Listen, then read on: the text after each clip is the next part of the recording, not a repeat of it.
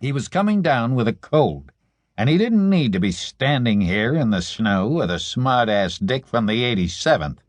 But in the city for which these men worked, the appearance of homicide detectives at the scene of a murder was mandatory.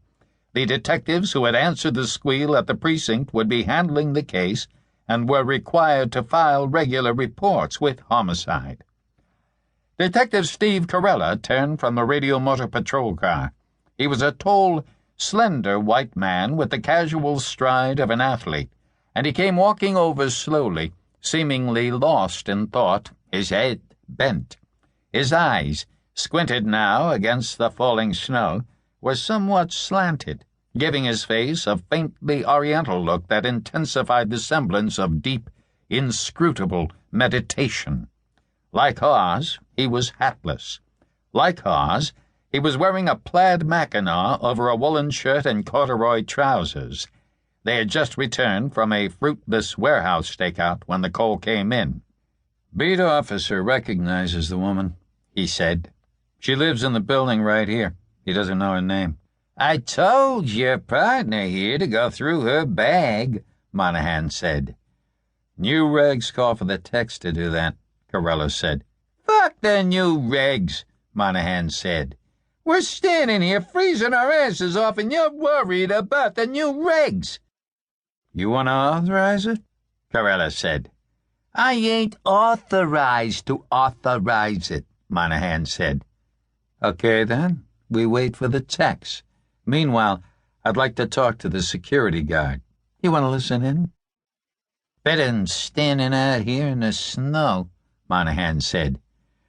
"I'll start the sketch, Steve," Hawes said. "Better get them crime scene signs up," Monroe advised over his shoulder, and followed Carella and Monahan into the building.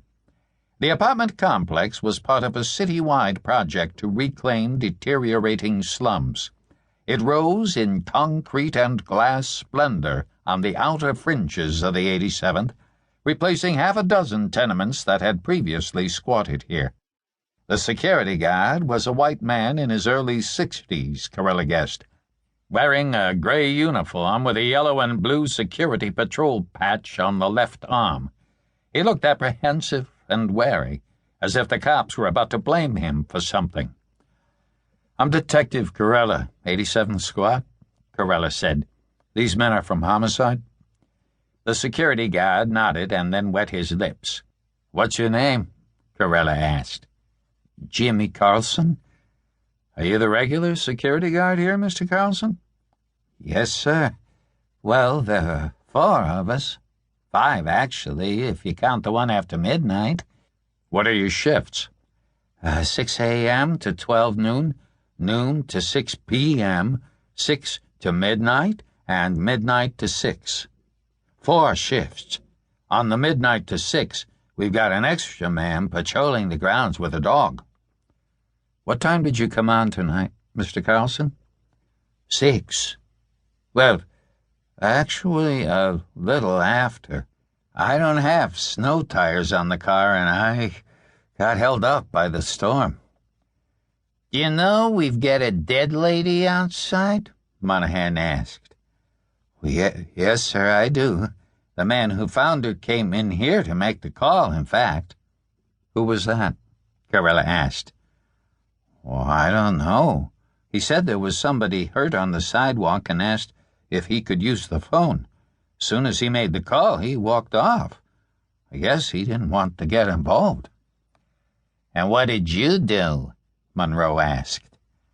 "Well, I went outside to see what it was." "Did you recognize the woman?" "Yes, she lives here in the building. Esposito, apartment 701. "What's her first name?" Monahan asked. "Well, I don't know." "She married? Single?" Monroe said. "Well, married. Her husband should be home any minute, in fact." "Did you see anything that happened out there?" Carella asked. "No, sir, I did not. The security desk is sort of off to the right here. I couldn't have seen anything happening out there on the sidewalk." "Did you see Mrs. Esposito when she left the building?" "No, sir."